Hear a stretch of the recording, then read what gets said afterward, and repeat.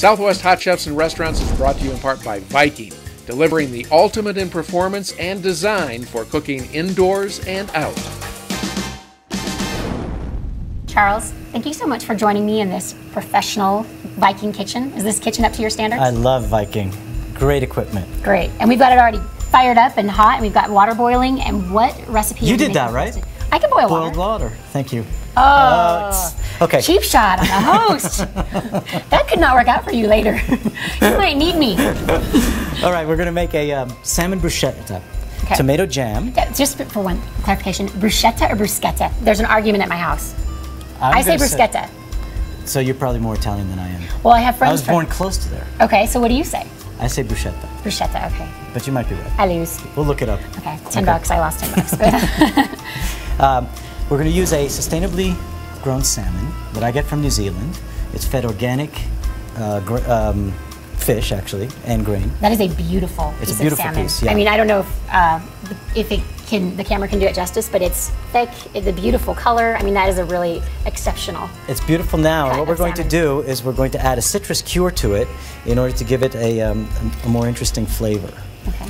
Because, you know, there's 16 million different things to do with salmon. So this is a zester. If you don't own one of these little pieces of equipment, you can also use a peeler.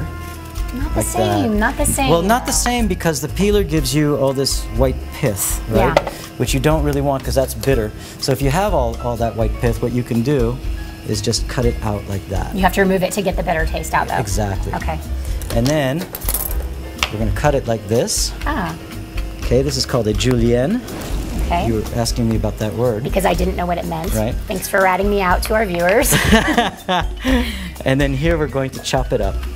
Just really tiny. Right. Okay. Now you can also use something called a microplane to just grate it. Okay. So anyway, here's our lemon zest goes in here.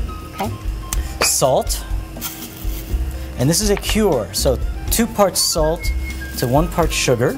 All right. What's that? Is that just raw? Raw sugar. Raw sugar. Mm-hmm. You can use white granulated, but I prefer the raw sugar. It's a little healthier for you. Okay. This is oregano.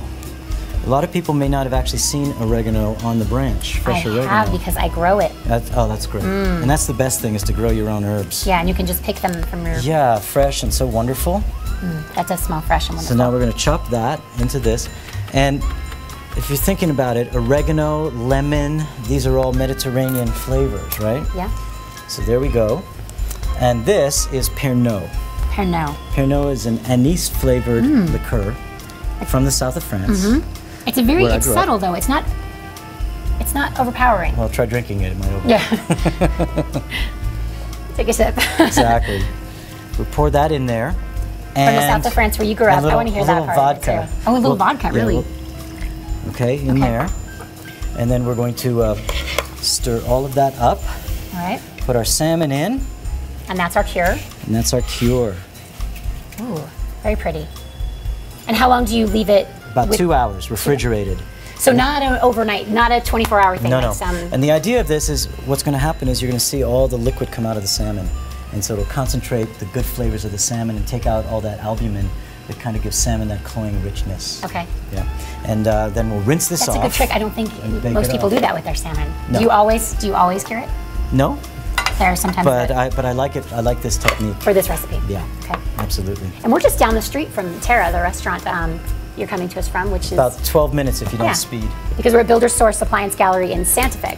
And the restaurant's actually in Tesuque. Tesuque. Yeah, Tesuque. With a beautiful view of the western sunset. Okay, I'm going to show you how to peel a tomato. All right. Okay. So you take the core out, cut an X in here. Yes. All right. And then into boiling water. Oh. For about 30 seconds. Okay, and this recipe, you can find this recipe on southwestrestaurants.com and all of the recipes from our show. Now, if you don't want to go through this process, you can use a peeled, chopped tomato, canned or jarred. Would you use canned tomatoes? Yeah. Really? They're really, especially in winter when tomatoes aren't that great in the store, definitely. And then there's some of the Italian tomatoes that you can get that are in the long conservation packages. They're not cans, they're paper. Yes, yeah. Right? Yeah. Those are really good. This is similar to blanching. Am I? This is blanching. Okay. It's exactly blanching. That was good. You got blanching. All right. Oh, do I get a chef's jacket instead of an apron? Do I get a promotion? Yeah, I have a chef's jacket. How do you get one of for these? I'll get you one. How many years? 28 for me. 28 years. Okay, so now, see, we put it in ice water, right? Yes. And you can just peel the tomato like this. So the blanching helps the tomato peel come off easily. It does. Okay. Yeah. So you peel your tomato. You make it look easy. Well. It's like watching Olympic athletes. And you can. I could ski like that. So when I get home and I do this, and I have cuts in my hands, and I'm, you know. There's a perfect. That is peeled perfect. tomato. Yep.